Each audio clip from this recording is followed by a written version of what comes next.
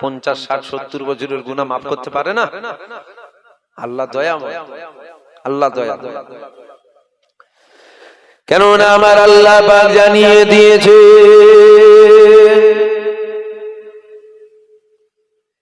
এ যুবকেরা, আল্লাহ জানিয়ে দিয়েছে আমার রহমত ছাড়া পৃথিবীর একজন আমার জান্নাতে যাবে না। অর্থাৎ আল্লাহর রহমত ছাড়া কেউ জান্নাতে যাবে না। দাদা হুজুর জান্নাতে যাবে না, খাজা হুজুর জান্নাতে যাবে না, আল্লামা রুহুল আমিন জান্নাতে যাবে না, জুনায়েদ বাগদাদি জান্নাতে যাবে না, আব্দুর রহমান বিহারী জান্নাতে যাবে না, আব্দুর রহমান বিহারী জান্নাতে যাবে না, সুফি আব্দুল মুমিন জান্নাতে যাবে না, মুস্তাফা মাদানী জান্নাতে যাবে না। এ ছেলেরা, যুবকেরা, আল্লামা রুহুল আমিন জান্নাতে যাবে না। আল্লাহর রহমত ছাড়া পৃথিবীর কেউ জান্নাতে যাবে না। ইনশাআল্লাহ আমরাও জান্নাতে যাব। আমরা যে জান্নাতে যাব আমলের জোরে জান্নাতে যাব না, না, না, আমরা আল্লাহর রহমতের জোরে জান্নাতে যাব। তাহলে আমাদের বুঝতে হবে, আমাদের দেখতে হবে আল্লাহর রহমতটা কি, যেটা আমাদের নিতে হবে। কেননা ওটা ছাড়া জান্নাতে যাওয়া যাবে না। আল্লাহর রহমতটা কি, আল্লাহর রহমতটা কি আমার আল্লাহ পাক পবিত্র কালামুল্লাহর মধ্যে জানিয়ে দিয়েছে, ওমা আরসালনাকা ইল্লা রাহমাতাল লিল আলামিন। আমি আল্লাহ পাক আলামিনের জগতে আমার হাবিবুল্লাহকে রহমত দয়া করে পাঠিয়ে দিলাম। ভালো করে শুনবেন, ওর শোনার অভাব নেই, ওর শোনার অভাব নেই। আল্লাহ বলছেন আমার রহমত ছাড়া পৃথিবীর একজন জান্নাতে যাবে। দাদা হুজুর জান্নাতে যাবে আল্লাহর রহমত বাদ দিয়ে? একটু হ্যাঁ কি না বলবেন তো। খাজা হুজুর জান্নাতে যাবে আল্লাহর রহমত ছাড়া? পীরানে পীর বড় পীর আব্দুল কাদের জিলানী জান্নাতে যাবে আল্লাহর রহমত ছাড়া? পৃথিবীর একজন জান্নাতে যাবে আল্লাহর রহমত ছাড়া? আল্লাহর রহমত ছাড়া পৃথিবীর কেউ জান্নাতে যেতে পারবে না। আমরাও যেতে চাই, ইনশাআল্লাহ যাব। বলেন না ইনশাআল্লাহ? আমলে চলে যাবেন নাকি? আমল আমল আমল নামাজ পড়েছি, জাহান্নামের কোন জায়গায় থাকবেন খুঁজে পাওয়া যাবে না। হ্যাঁ ঠিকই বলছি, নামাজে দাঁড়িয়ে জুতোর কথা চিন্তা হয়, কি দেখাবেন? আমার কথাটা কি বলা ভুল হয়ে গেল? জুম্মার নামাজ পড়তে গেছে দামি জুতো পরে, মসজিদের নামাজে দাঁড়িয়ে চিন্তা করছে আমার দামি জুতো প্রথম বেরোতে হবে, কে পায়ে দিয়ে পালাবে, বলতে গেলে বিপদ হয়ে যাবে। তাহলে এই নামাজ দেখানো যাবে তো? ছুঁড়ে ফেরেশতা মুখে মারবে, জাহান্নামে নিয়ে ধরে নিয়ে নামাজে দাঁড়িয়ে জুতোর চিন্তা করেছে, ফেলে দিকে। তাহলে দেখানো যাবে না। এটা হয়তো আমাদের নাকি কারো জুতোর চিন্তা হয়, কারো বইয়ের চিন্তা হয়, কারো টাকার চিন্তা হয়, কারো গাড়ির চিন্তা হয়, কারো জায়গার চিন্তা হয়, কারো বিমারির চিন্তা হয়, কারো এক একজনের এক এক রকম চিন্তা হয়। তো রে বাবা, কি নামাজ হচ্ছে? কোন রকম তো কপাল ঠুকতে পারলে জান বাঁচে। আমরা আল্লাহর দয়ায় জান্নাতে যাব। নামাজ পড়ি আল্লাহ দেখাবার মতো নয় আপনাকে, আপনি হুকুম করেছেন আমরা আদায় করেছি, দেখাবার মতো নয়। আপনি যদি দয়া করেন যাব, না হয় জাহান্নামে চলে যাব। কথা বুঝছেন তো?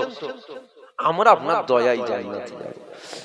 এবার আল্লাহর দয়াটা কি, আল্লাহর রহমতটা কি, যেটা জোরে আমরা যাব?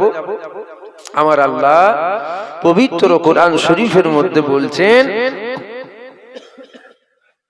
ওমা আরসালনাকা ইল্লা রাহমাতাল লিল আলামিন। আলামিনের জগতে আমি আল্লাহ আমার হাবিবকে রহমত দয়া করে পাঠিয়েছি। জোরে বলুন সুবহানাল্লাহ। তাহলে আল্লাহর রহমত পেতে গেলে, রহমত কি হুজুর, রহমত কি হুজুর পাক, আল্লাহর দয়া কি? হুজুর পাক।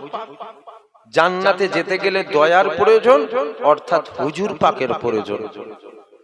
জান্নাতে যেতে গেলে রহমতের প্রয়োজন, অর্থাৎ হুজুর পাকের প্রয়োজন। আমার কথা বুঝছেন তো? হুজুর পাক যদি থাকে আল্লাহর রহমত থাকবে, হুজুর যদি না থাকে।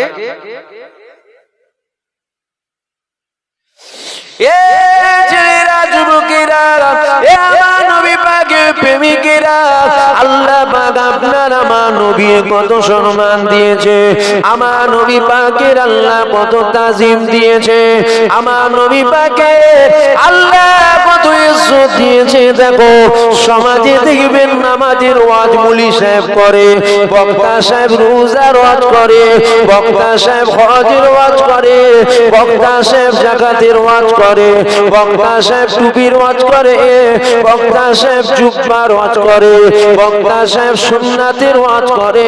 কিন্তু আমার নবী পাকের মাকামগুলো আপনাদেরকে বলে না, উপরন্তু আপনাদেরকে শোনানো হয়।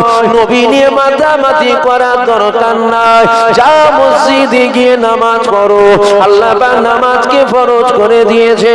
যা রোজা রাখো, আল্লাহ রোজাকে ফরজ করেছে। যাও হজ করে আসো, আল্লাহ মালদারদের জন্য হজ ফরজ করেছে।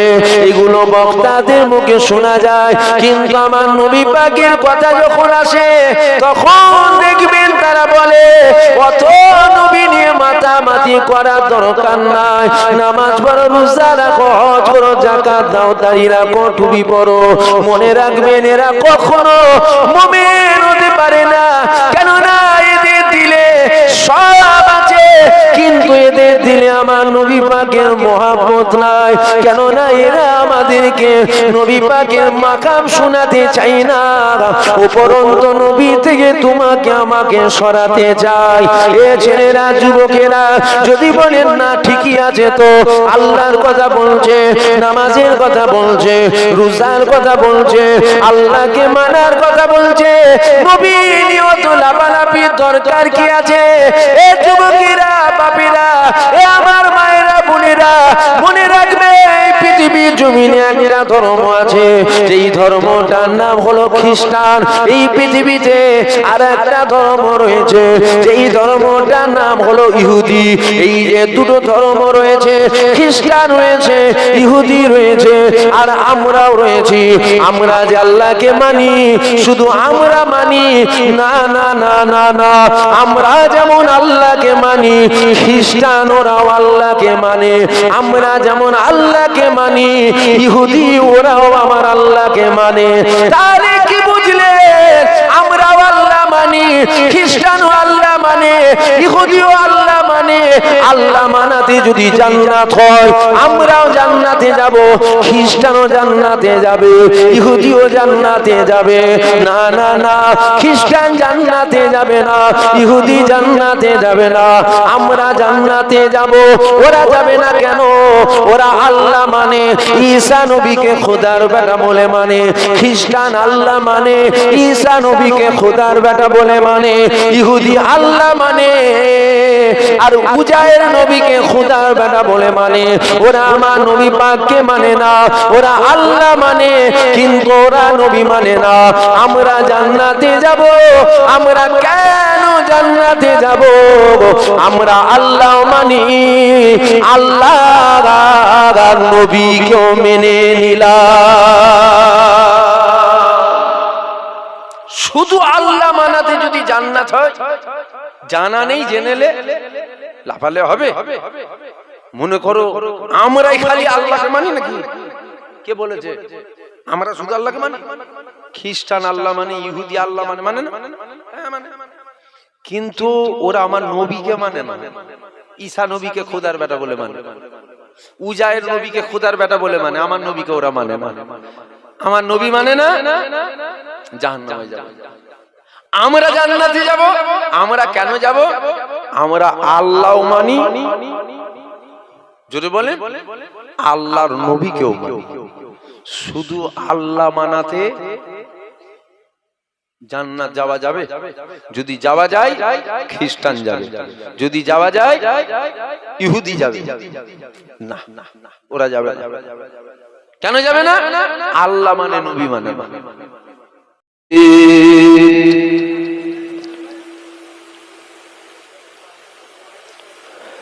ইন্নাল্লাহা ওয়া মালাইকাতাহু ইউসাল্লুনা আলান নবী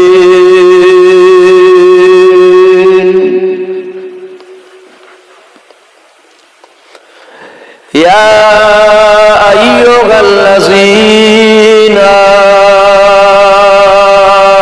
আমানু সাল্লু আলাইহি ওয়া সাল্লিমু তাসলিমা। আল্লাহুম্মা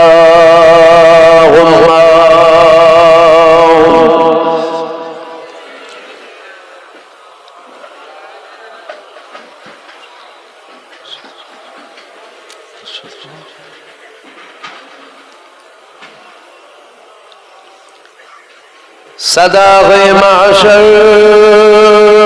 में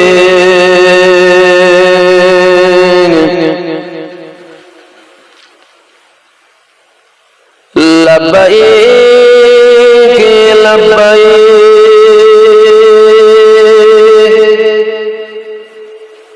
जहाँ उम्मतों ने पुकारा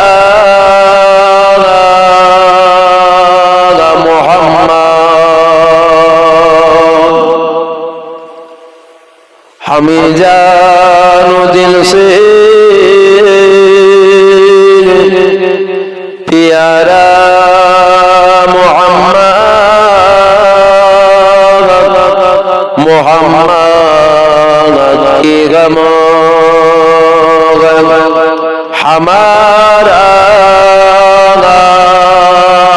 मोहम्मद अल्लाहुम्मा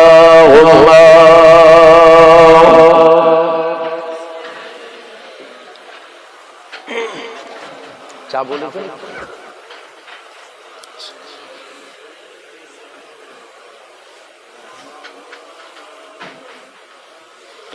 ला मक़सूदा इल्लल्लाह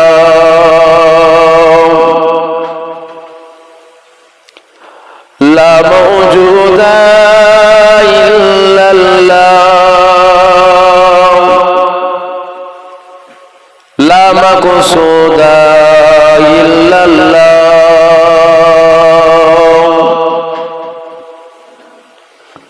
ला मौजूदा इल्लल्लाह ला मतलूबा इल्लल्लाह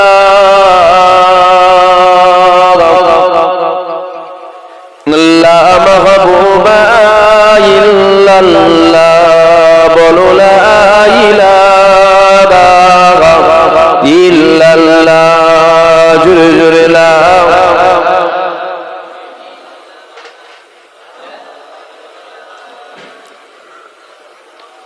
ला इलाहा इल्लल्लाह मुहम्मदुर रसूलुल्लाह अल्लाह अल्लाह अल्लाह अल्लाह अल्लाह अल्लाह अल्लाह अल्लाह अल्लाह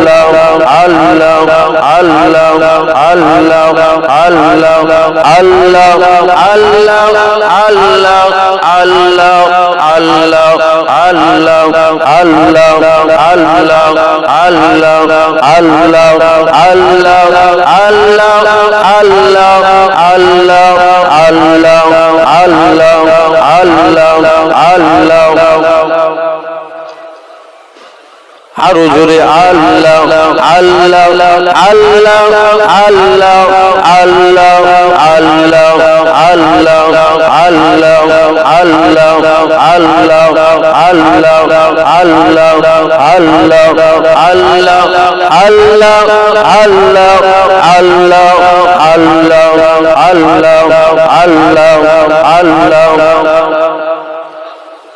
লা ইলাহা ইল্লাল্লাহ মুহাম্মাদুর রাসূলুল্লাহ আল্লাহুম্মা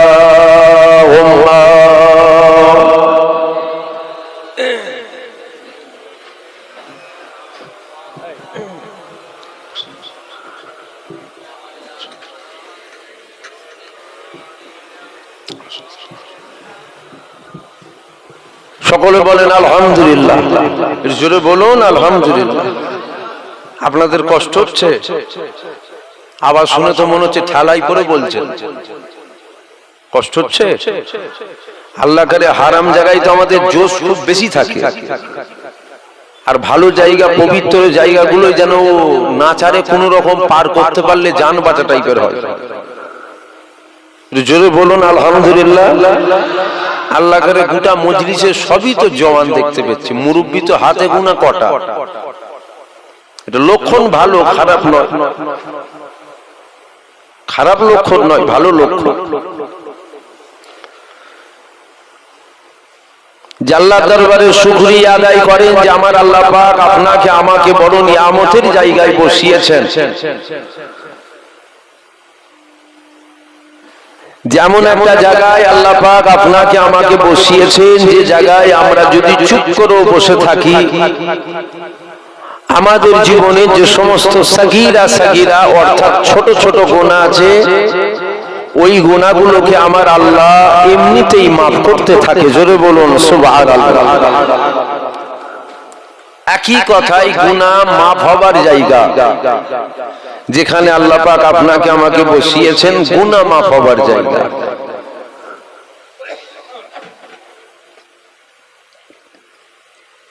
শুধু যে সাগীরা গুনাহ মাফ হয় এমনটাও নয়, সাগীরা ও কাবীরা, ছোট গুনাহ ও বড় গুনাহ, দুটো গুনাহই মাফ হয়। তবে মাফটা দিল থেকে চাওয়া লাগে।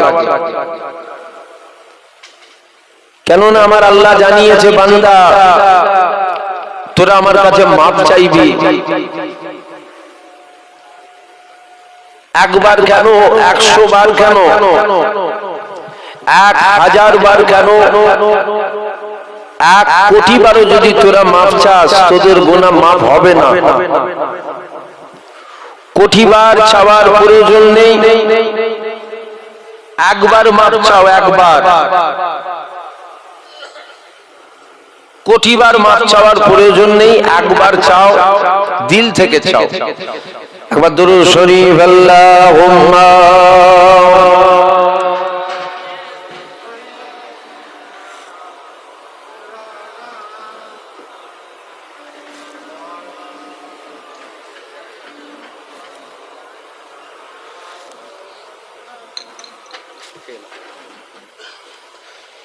তো মাফটা চাওয়া লাগবে, দিল থেকে মাফ চাওয়া লাগবে।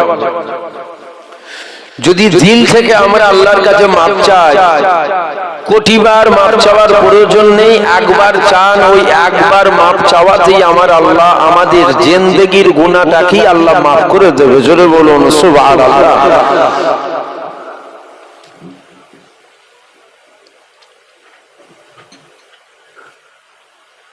বিশেষ করে আমরা যিনারা এসে বসেছি এখানে, আমরা প্রত্যেকে গুনাহগার, এটা মানেন তো? আমরা গুনাহগার তো? হ্যাঁ, আমরা প্রত্যেকে গুনাহগার। কারো বেশি গুনাহ আর কারো কম গুনাহ, কিন্তু গুনাহগার, এটা মনে রাখবেন। গুনাহ ছাড়া মানুষ নেই, গুনাহ ছাড়া মানুষ নেই। পৃথিবীর জমিনে দুজনার কোনো গুনাহ নাই। 1 নম্বর হলো ফেরেশতাদের কোনো গুনাহ নেই, ফেরেশতাদের কোনো গুনাহ নাই। আর দ্বিতীয় নম্বর হলো নবীদের কোনো গুনাহ নাই। নবীরা আর ফেরেশতারা দুজন ছাড়া পৃথিবীর প্রত্যেকটা মানুষই গুনাহগার, অর্থাৎ আমরাও গুনাহগার। তবে আমাদের মধ্যে একটা ভালো লক্ষণ আছে, কি জানেন? যে আমরা পাপ করার পরও আমরা মরিয়া হয়ে যাই না। মরিয়া হয়ে যাই না মানে একদম উন্মাদ হয়ে ওই দিকে চলে যাইনি, আবার ভালো পথেও আমরা আসছি ফিরে। এটা একটা ভালো লক্ষণ। যেমন আমাদের এই মজলিসের মধ্যে দেখুন অনেক মানুষের দাড়ি চাঁচা আছে, অনেক মানুষের দাড়ি চাঁচা।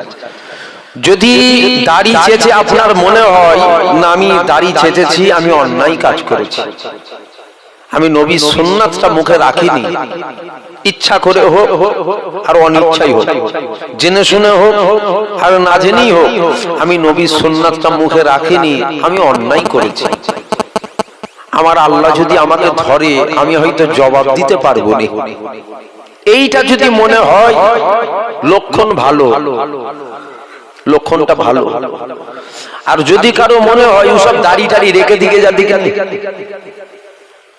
মনে রাখবেন মুমিনের লক্ষণ নয়, এটা কাফেরের লক্ষণ।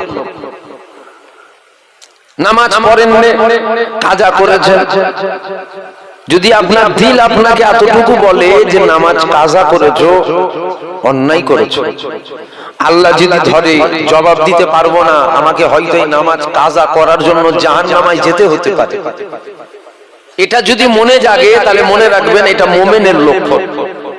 আর যদি মনে হয় না নামাজ কাজা করেছি, বেশ করেছি, নামাজ পড়বো না, মনে রাখবেন এটা কিন্তু ক্ষতির লক্ষণ, ভালো লক্ষণ নয়। সেই জায়গায় আমরা অন্যায় করি, শয়তানের ধোঁকায় পড়ে। আমরা তো করি না, আমরা অন্যায় করি না। ও কে কি বলছে ওসব কথা রেখে দিকে যাও, দিকে খাপা কথা, আমরা অন্যায় করি না, আমাদেরকে অন্যায় করানো হয়, অন্যায় করাইকে ইবলিস শয়তান অন্যায় করায়। আল্লাহ যদি ইবলিসকে পাওয়ার না দিত, পৃথিবীর একটা মানুষ জাহান্নামী হতো না, পৃথিবীর প্রত্যেকটা মানুষ জান্নাতি হয়ে যেত। আমার কথা বুঝতে পারছেন কি আপনারা? আল্লাহ যদি ইবলিসকে ক্ষমতা না দিত তাহলে পৃথিবীর একজন জাহান্নামে যেত নাকি? সব জান্নাতে চলে যেত। আল্লাহ দিয়েছে তো ক্ষমতা। কত দিল? আমাদের শিরায় শিরায় খুনে খুনে যাওয়ার ক্ষমতা দিয়েছে। এই ওখানটায় যে বস, ওকে চেয়ার দাও। তুই মোটরসাইকেল করে গাড়ি, আমি যেমন এলো, তুই মোটরসাইকেল করে গাড়ি আমার পাশে,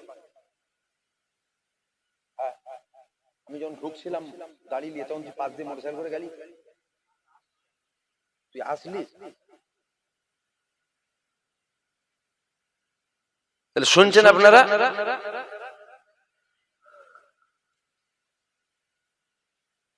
কি কথাটা বলছিলাম? হ্যাঁ, আমাদের শিরাই শিরাই যাওয়ার ক্ষমতা ইবলিসকে দিয়েছে কে? খুনে খুনে যাওয়ার ক্ষমতা দিয়েছে তো আল্লাহ। তাহলে আল্লাহ ওকে এত ক্ষমতা দিয়েছে, ও আমাদের গুনাহ করাবে, অন্যায় করাবে, পাপ করাবে, এই পাওয়ার তো দিয়েছে আল্লাহ। আমাদেরকে গুনাহ করাচ্ছে, অন্যায় করাচ্ছে, ওই কথাগুলো আমাদের জবান দিয়ে বলাচ্ছে, ওই কাজগুলো আমাদের করাচ্ছে যে কাজে আমার আল্লাহ আল্লাহ রাসূল নারাজ হবে। আমরা তো করতে চাই না। বলুন তো দেখি, এখনই একজন এমন একটা কথা বলুন যে কথায় আমার আল্লাহ নারাজ হবে, বলতে পারবেন? বলুন, আমি চ্যালেঞ্জ করছি, আপনি বলতে পারবেন না। কেন পারবেন না? এখন আপনার পিছনে শয়তান কাঠি দিচ্ছেন। আবার যখন জলসায় আখিরি দোয়া হয়ে যাবে, এখান থেকে উঠে রাস্তা দিয়ে যাবেন, আবার আমরা ওই কথাগুলোই বলবো যে কথায় আল্লাহ নারাজ হবে। এখন বলতে পারবেন না, তখন বলবেন কেন? আমরা বলতে চাই না, আমাদেরকে বলানো হয়। আমরা নামাজ কাজা করতে চাই না, আমাদেরকে নামাজ কাজা করানো হয়। আমরা মেলায় কখনো যাই না, আমাদেরকে মেলায় নিয়ে যাওয়ানো হয়। শয়তান এমন জাল ফেঁদে দিয়েছে, আর ওই জালে আমরা এমন জড়িয়ে গেছি, চলে যাই আমরা। তাহলে আমরা অন্যায় করি না, আমাদেরকে অন্যায় করানো হয়। কে করায়? ইবলিস করায়। তবে আমার আল্লাহ, ইবলিস চাই আমাদের জাহান্নামায় নিয়ে যেতে। ইবলিস চাই আমরা যেন সবাই ওর সাথে জাহান্নামায় যাই, কারণ ওরটা তো বরবাদ হয়েছে, আমাদেরটাও বরবাদ করবে। আর আমার আল্লাহ কি চাই? আমার আল্লাহ চাই আমার একটা বান্দাও যেন জাহান্নাম না যায়, আমার প্রত্যেকটা বান্দা যেন জান্নাত যায়। জোরে বলুন সুবহানাল্লাহ। আল্লাহ এটা চাই।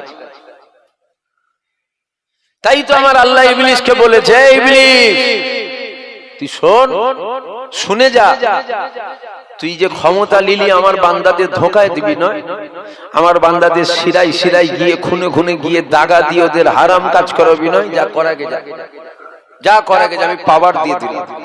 তবে মনে রাখবি আমার ওই বান্দা যদি একবার মাথা হ্যাট করে বলে খোদা তুমি দয়াময়, তুমি রহমান রহিম, তুমি দয়ালু, আমি শয়তানের ধোঁকায় পড়ে গুনাহ এত করেছি, গুনার বুঝা মাথায় নিয়ে মাথা তোলার ক্ষমতা নেই।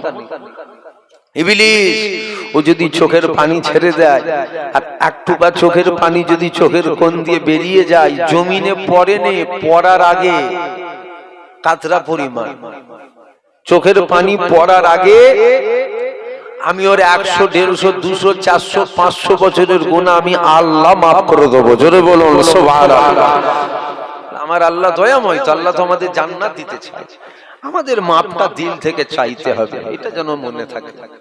মাপ যদি না চাই তাহলে কি করে হবে? কেন আল্লাহ নবী দিন দুনিয়ার বাদশা হাবিবুল্লাহ এক তারিখে মসজিদে নববীর মধ্যে বসে আছেন, সাহাবা হুজুর আছেন, একটা সাহাবা এসে বলছে ইয়া রাসূলুল্লাহ, জীবনে একটা গুনাহ করে ফেলেছি, মনে হয় যখনই আল্লাহর কাছে মাপ চাই মনে হয় আমার আল্লাহ হয়তো সব গুনাহ মাফ করবে, তবে ওই যে একটা গুনাহ করেছি ওটা হয়তো মাফ করবে না, যেটা আমাদের প্রত্যেকের জিন্দেগিতে আছে, এই রকম একটা একটা গুনাহ আছে। দেখবেন মনে হয় যখনই আল্লাহর কাছে তওবা করি, এরকম আমাদের কম বেশি প্রত্যেকের জীবনে ঘটেছে যে হয়তো দেখবেন রাস্তায় একটা কুকুর চাপা পড়ে গেছে, আপনি পানির বোতল নিয়ে দাঁড়িয়ে আছেন, আপনার সামনে ছোটকে মরে গেল, মনে মনে হয় নামাজ কাজা করেছি, গুনাহ করেছি, আল্লাহ যেন মাফ করে, হয়তো আল্লাহ মাফ করে দেবে, কিন্তু এই যে কাজটা আমি করেছি, কুকুরটা ছোটকে মরে গেল, আমি একটু পানি ওর মুখে দিলাম না। আমি এটা বুঝাবার জন্য বলছি যে মনে হয় আল্লাহ হয়তো সব গুনাহ মাফ করবে, ওই গুনাহটা হয়তো মাফ করবে না, উচিত ছিল আমার একটু পানি দেওয়া। এরকম আমাদের এক একজনের জীবনে এক একটা এরকম অন্যায় আছে, যখনই তওবা করি মনে হয় আল্লাহ হয়তো ওই গুনাহটা মাফ করবে না। আল্লাহ নবীর ওই সাহাবা মনে মনে করছেন যে আমি যখনই তওবা করি আমার আল্লাহ হয়তো জিন্দেগীর সব গুনাহ মাফ করলো, ওই গুনাহ হয়তো আল্লাহ মাফ করবে না। আল্লাহ নবীকে সাহাবা হুজুর শোনাচ্ছেন, হুজুর আমার আল্লাহ কি মাফ করবেন? আল্লাহ নবী বলছে আল্লাহর কাছে মাফ চাও, আল্লাহর কাছে মাফ চাও, আমার আল্লাহ দয়াময়, আমার আল্লাহ মাফ করে দেবে। সাহাবা হুজুর তখন বলছেন ইয়া রাসূলুল্লাহ, ইয়া হাবিবাল্লাহ, মনে হয় আল্লাহ মাফ করবে না। আবার আমার নবী বলছে এ বাবা সাহাবা মাফ চাও না, আমার আল্লাহ দয়াময়, আমার আল্লাহ মাফ করে দেবে। আবার সাহাবা বলছে মনে হয় মাফ হবে না। আল্লাহ নবী বলছে তোমার গুনাহটা কি উহুদ পাহাড়ের মতো বড়? বলছে হুজুর মনে হয় এত গুনাহ তার চেয়েও বড়। আল্লাহ নবী বলছে বাবা সাহাবা মাফ চাও, আল্লাহ মাফ করবে, মাফ চেয়ে নাও। সাহাবা হুজুর বলছে মনে হয় আল্লাহ মাফ করবে না। আল্লাহ নবী বলছে তোমার গুনাহটা কি পৃথিবীর মতো বড়? সাহাবা হুজুর বলছে মনে হয় তার চেয়েও বড়। আল্লাহ নবী বলছে মাফ চাও, মাফ করবে। সাহাবা হুজুর বলছে বেয়াদবি মাফ করেন হুজুর, মনে হয় আমাকে ওর জন্য জাহান্নামে যেতে হবে, মনে হয় আল্লাহ মাফ করবে না। আল্লাহ নবী তখন বলছে বাবা সাহাবা তোমার গুনাহটা কি আল্লাহর রহমতের চেয়ে বড়? সাহাবা হুজুর মাথা হাট করে দাঁড়িয়ে আছে। আল্লাহ নবী বলছে বলো তোমার গুনাহটা কি আল্লাহর রহমতের চেয়ে বড়? সাহাবা হুজুর বলছে ইয়া রাসূলুল্লাহ, না আমার গুনাহ বড় নয়, আল্লাহর রহমত বড়। জোরে বলুন সুবহানাল্লাহ। আল্লাহ নবী বলছে চাও, মাফ চাও, আমার আল্লাহ দয়াময়, আল্লাহ মাফ করে দেবেন। আমরাও গুনাহ করেছি, আল্লাহ যেন আমাদের গুনাহ মাফ করেন।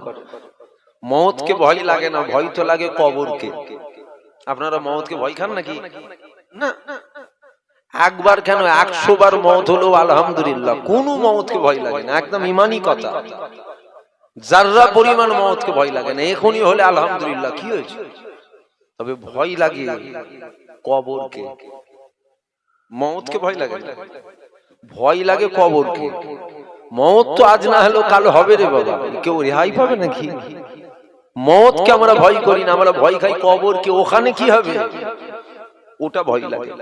আল্লাহ হেফাজত করে। কেননা যারাই আসে আমাদেরকে সবাই শোনায় জীবন আমাদের একটা, সবাই দেখবেন বলে একটাই জীবন, কিন্তু হাকিকাত তো এটা জীবন একটা নয়, জীবন আমাদের দুটো, একটা ইহকাল আর একটা পরকাল। কটা হলো? দুনিয়ার জিন্দেগি আর একটা আখিরাতের জিন্দেগি। আমি দাঁড়াবো, আমার রূহ আপনার ওখানে দেয়া হবে না, আমি দাঁড়াবো, আপনি দাঁড়াবেন, আপনি দাঁড়াবেন। দুনিয়াটা শেষ হবে, ওটা শুরু হবে, এটা শেষ, ওটা শুরু। জীবন দুটো। ছোট হুজুর পীর কেবলা বলতেন, দুদিন কা চাঁদনি হ্যায় ফির আঁধেরি রাত হ্যায়। দুদিনের দুনিয়া, তারপরে আবার অন্ধকার রাখা আছে। দুদিনের দুনিয়া যেটাই আমরা আছি এর একটা সীমা আছে। এখান থেকে আমরা যেখানে যাব ওটার কোনো সীমা আছে? 100 বছর, 200 বছর, 1000 বছর, 2000 বছর, 1 লক্ষ বছর, 2 লক্ষ বছর, 1 কোটি বছর, 2 কোটি বছর, কোনো সীমা আছে? ওটা আনলিমিটেড, চিরস্থায়ী, অনন্ত কাল আমাদের ওটা। যেখানে অনন্ত কাল থাকবো ওটা নিয়ে আমাদের একটু বেশি ভাবা দরকার। দুদিনের জন্য গেলাম ফুরফুরাই, কোন রকম রাতটা কাটিয়ে দিয়ে চলে এলাম, কেন আমি তো থাকবো না, চিরস্থায়ী নয় তো আমার এখানে। আর বাড়িতে যেখানে আসবেন, যেখানে থাকবেন, ওটাকে আমরা একটু সাজিয়ে গুজিয়ে নিয়ে, হাওয়া যেন না ঢোকে, গরমের সময় যেন ঠান্ডা হয়, ভেঙে না পড়ে যায়। কেন এখানে আমাকে থাকতে হবে, আমার জীবনটা এখানে কাটাতে হবে। ফুরফুরাই গেলাম, ও যেটা খুশি শুয়ে যায় কেটিয়ে দেবো, দুদিনের তো একটু কষ্ট করে কেটে যাক, তারপর আবার যাবো তো বাড়ি। আমরা যেখানে এসেছি, এই যে জিন্দেগিটাই আমরা আছি, এর একটা সীমা আছে। সীমাটা আমরা জানি না কবে, কার কতটা সীমা জানি না। কারো আজ অব্দি সীমা, কারো কাল, কারো 6 মাস, কারো 1 বছর, কারো 10 বছর, কারো 50 বছর, কারো 100 বছর। 100 বছর যাবে বলে মনে হয় না, তারপরেও দোয়া চাই আল্লাহ যেন 100 বছর করে নিয়ে যাওয়ায় আমাদের। কেন দুনিয়ার গুনাহগুলো মাফ করাতে হবে। যা পাপ করে ফেলেছি, হঠাৎ করে মওত হয়ে গেলে ভয় লাগে, কি জবাব দেবো। আল্লাহ যেন হায়াত দেয়, বেশি বেশি বেশি বেশি করে আল্লাহ আল্লাহ রসুলকে খুশি করতে হবে। তো তাহলে এখান থেকে আমরা যেখানে যাব, যেটা আমাদের অনন্ত কালের জন্য, ওইটা যেন আমাদের ভালো হয়, এটা আমাদের মাথায় রাখতে হবে। এবার ওখানে জায়গা আছে দুটো। কটা জায়গা আছে? আমার এরকম আলোচনায় কি আপনাদের অসুবিধা হচ্ছে? ওখানে জায়গা আছে দুটো, একটা আছে জান্নাত আর একটা জাহান্নাম। আমরা যেতে চাই কোথা? জান্নাতে। আর যেতে চাই না কোথা? জাহান্নামে। একই কথায় আমরা পরকালে শান্তি চাই। এই যে পরকালে শান্তি চাই, অর্থাৎ জান্নাত চাই, এটা কি শুধু আমরা চাই? হিন্দু একটা ধর্ম আছে, খ্রিস্টান আছে, বৌদ্ধ আছে, শিখ আছে, পাঞ্জাবি আছে, ইহুদি আছে, নাসারা আছে, আরো বহু ধর্ম আছে। পরকালের শান্তিটা শুধু আমরা চাই না সমস্ত ধর্মের মানুষ চাই? হ্যাঁ কি না দিতে হবে তো? সবাই চাই। চাওয়াতে কি হয়? শুধু চাইলে হবে না। আপনি যদি পরকালে শান্তি চান, অর্থাৎ জান্নাত চান, আর জাহান্নাম আর আগুন থেকে যদি বাঁচতে চান, তাহলে আপনাকে দুনিয়া থেকে দুটো জিনিস নিয়ে যেতে হবে। দুটো। 1 নম্বর, আপনাকে ঈমান নিয়ে যেতে হবে। আর 1 নম্বর, আপনাকে বেশি বেশি আমল করে যেতে হবে। এই দুটো জিনিস করলে কি হবে? ঈমান যদি আপনি নিয়ে যান, আপনি জান্নাত যাবেন, একদম 100% যাবেন, 100% জান্নাত যাবেন, যদি ঈমান নিয়ে মরতে পারেন। আর আমল যদি নিয়ে যান, আপনি 100% জাহান্নাম আর আযাব থেকে আপনি মুক্তি পেয়ে যাবেন। আমার কথাটা আপনারা বুঝতে পারছেন কি? এবার হয়তো কেউ মনে করতে পারে যে হাদিস শরীফে আছে আসসালাতু মিফতাহুল জান্নাত, নামাজ জান্নাতের চাবিকাঠি। আমি জানি তো নামাজ জান্নাতের চাবিকাঠি, আপনি জানেন আমি জানি না। হ্যাঁ এটা জানি, আমি সব জানি বলছি না কেন, যেটা আপনি জানেন হয়তো ওটা আমি জানি না, যেটা আমি জানি হয়তো ওটা আপনি জানেন না। কেন শিকার কোনো শেষ নেই, মায়ের পেট থেকে দুনিয়ায় আসা পর্যন্ত আর কবরে যাওয়া পর্যন্ত, আসা থেকে যাওয়া পর্যন্ত শিকার কোনো শেষ নেই। কিন্তু এটা আমি জানি, আসসালাতু মিফতাহুল জান্নাত, নামাজ জান্নাতের চাবি। তাহলে নামাজ জান্নাতের চাবি মানে যে নামাজ কায়েম করলো, যে নামাজ আদায় করলো, সে জান্নাতের চাবি পেয়ে গেল। এটাই তো, হ্যাঁ কি না বলেন? কাফেরও তো নামাজ পড়ে, পড়ে না? কাফের নামাজ পড়ে না? মুনাফিকও তো নামাজ পড়ে, জান্নাতের চাবি পেয়ে গেছে তো সব। কেন? হাদিস পাক কি শুনলেন? আসসালাতু মিফতাহুল জান্নাত, নামাজ জান্নাতের চাবি, যে নামাজ পড়লো সে জান্নাতের চাবি পেয়ে গেল। কাফেরও নামাজ পড়ে, মুনাফিকও পড়ে, চাবি পেয়ে যাবে তো না? তাহলে আমাদের হাদিসের সাথে সাথে এটাও বলা উচিত, আপনাদের শোনানো দরকার, শর্ত হলো ঈমান। শর্ত হলো ঈমান। ঈমান যদি থাকে তবে আসসালাতু মিফতাহুল জান্নাত, আর ঈমান যদি না থাকে আসসালাতু মিফতাহুল জান্নাত নয়। আমার কথা বুঝতে পারছেন তো? ওয়াজ কি ভুলভাল হয়ে যাচ্ছে নাকি বলেন? হলে ধরিয়ে দেবেন, ভুল হতে পারে না। আমি আদম সন্তান, তো পীরের ছেলে বলে এমন তো নয় যে আসমান থেকে ফেরেশতা নেমেছে। আমিও তো আদম সন্তান, আমিও তো আপনাদের মতনই মানুষ। তবে যেটা বলছি, জিতার চেষ্টা করবেন না। আমি জিতবো, আমাকে জিততে হবে, জিতার চেষ্টা করবেন না, বুঝার চেষ্টা করবেন। কেন? আবু জেহেলের মধ্যে খসলত ছিল, আমি জিতবো, আমাকে কেউ হারাতে পারবে না। আর ওমর ফারুক হুজুরের মধ্যে আমি বুঝবো, একটু দেখি। যারাই বুঝেছে তারাই হিদায়াত পেয়ে গেছে, আর যারাই জিতার চেষ্টা করেছে তারা গুমরাই হয়ে গেছে। একটু বুঝার চেষ্টা করুন। তাহলে অবশ্যই নামাজ জান্নাতের চাবি। শর্ত কি?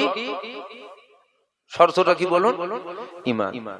নামাজ এটা হলো আমল, রোজা এটা হলো আমল, হজ এটা হলো আমল, যাকাত এটা হলো আমল, বাপ মার খেদমত, তাসবিহ তেলাওয়াত, কোরআন তেলাওয়াত, হক হালালে থাকা, হালাল দেখা, হালাল বলা, হালাল শোনা, হালাল খাওয়া, সুন্নতি তরিকায় জীবন যাপন করা, টুপি পরা, দাড়ি রাখা, জুব্বা পরা, পাগড়ি বাঁধা ইত্যাদি আরো রয়েছে। এগুলো সব হলো আমল। আমল অর্থাৎ এগুলো করলে আপনি নেকি পাবেন, সওয়াব পাবেন। যত বেশি বেশি করবেন তত বেশি বেশি আমল নামায় আমল লেখা হবে। আবার এগুলো আপনি যতই করুন আপনি চারানা নেকি পাবেন না, চারানা নেকি পাবেন না। যতই না নামাজ পড়ে পড়ে কপাল ফেকিয়ে ফেললে আপনি চারানা নেকি পাবেন না। কেন? ওই নামাজি একজন পড়ছে, জান্নাতের চাবি হচ্ছে, আমল হচ্ছে। আবার ওই নামাজি একজন পড়ছে, কপাল কালো হচ্ছে, কোনো লাভ হচ্ছে না। কেন? এদের দুজনের মধ্যে একজনের ঈমান আছে আর একজনের ঈমান নাই। ঈমান থাকলে আমল হলো, ঈমান না থাকলে কপাল ঠোকা হলো, কোনো লাভ হলো না। ভুল হয়ে গেল বলাটা? তাহলে শর্ত হলো ঈমান। কেন? আল্লাহ নামাজ ফরজ করেছেন, আবু জেহেলের জন্য নয়, আবু লাহাবের জন্য নয়, উতবা সাইবার জন্য নয়। আল্লাহ নামাজ ফরজ করেছেন আবু বকর সিদ্দিকের জন্য, ওমর ফারুকের জন্য, উসমান গনির জন্য, মাওলা আলীর জন্য। আমার আল্লাহ নামাজ ফরজ করেছেন একই কথাই ঈমানদারের জন্য। কি ফরজ? যদি বলেন বেঈমানের জন্য নামাজ ফরজ, ওদের জন্য কলমা ফরজ। মানে ওদের জন্য ঈমান আনাটা ফরজ। আল্লাহকে আল্লাহ বলে মানা, হুজুর পাককে নবী বলে মানা, এটা ওদের জন্য ফরজ।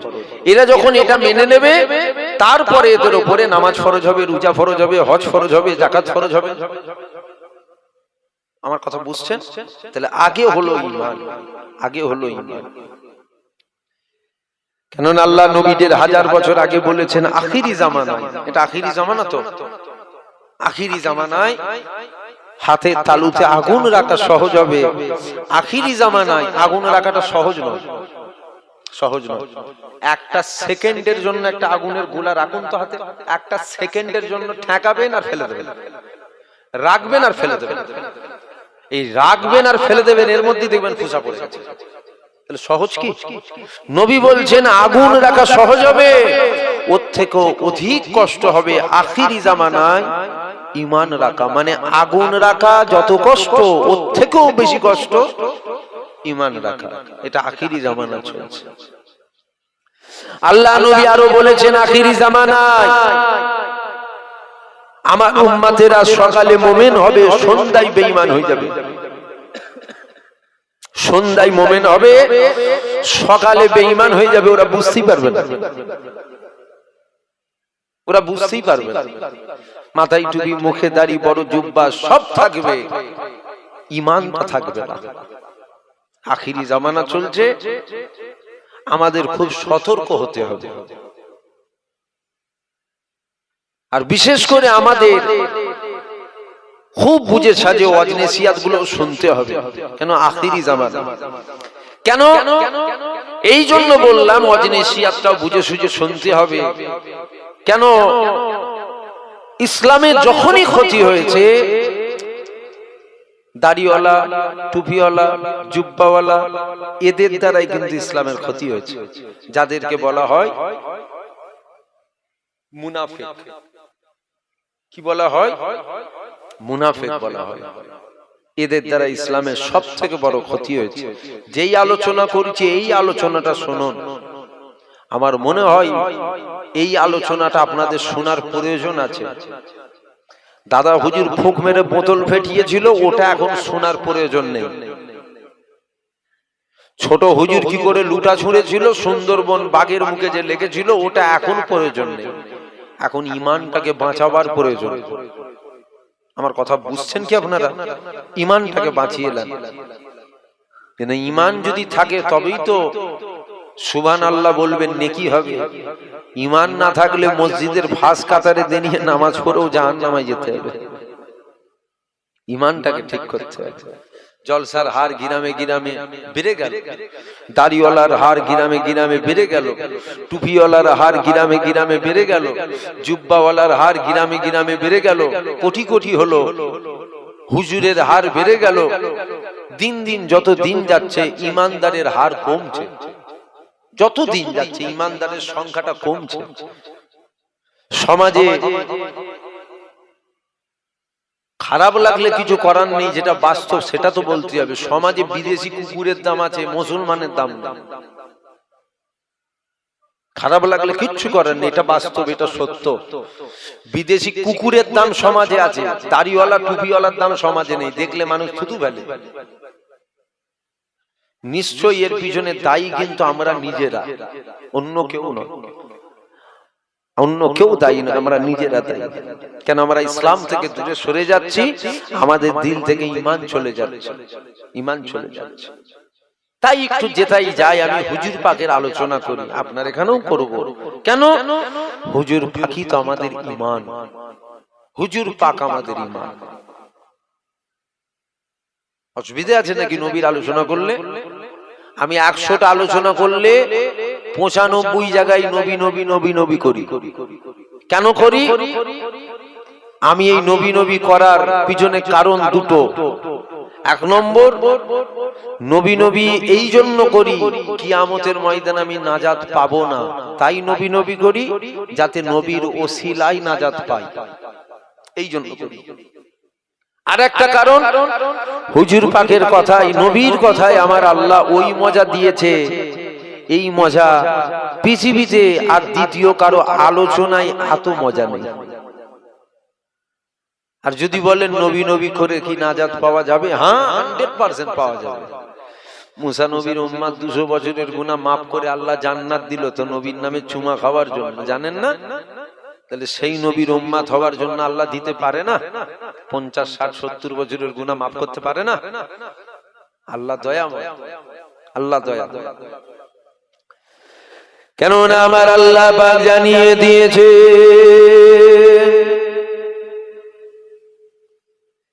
এ যুবকেরা, আল্লাহ পাক জানিয়ে দিয়েছে আমার রহমত ছাড়া পৃথিবীর একজন আমার জান্নাতে যাবে না।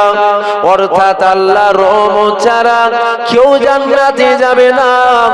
দাদা হুজুর জান্নাতে যাবে না, খাজা হুজুর জান্নাতে যাবে না, আল্লামা রুহুল আমিন জান্নাতে যাবে না, জুনায়েদ বাগদাদি জান্নাতে যাবে না, আব্দুর রহমান বিহারী জান্নাতে যাবে না, আব্দুর রহমান বিহারী জান্নাতে যাবে না, সুফি আব্দুল মুমিন জান্নাতে যাবে না, মুস্তাফা মাদানী জান্নাতে যাবে না।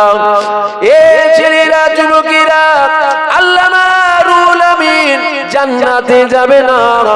আল্লাহর রহমত ছাড়া পৃথিবীর কেউ জান্নাতে যাবে না। ইনশাআল্লাহ আমরাও জান্নাতে যাব।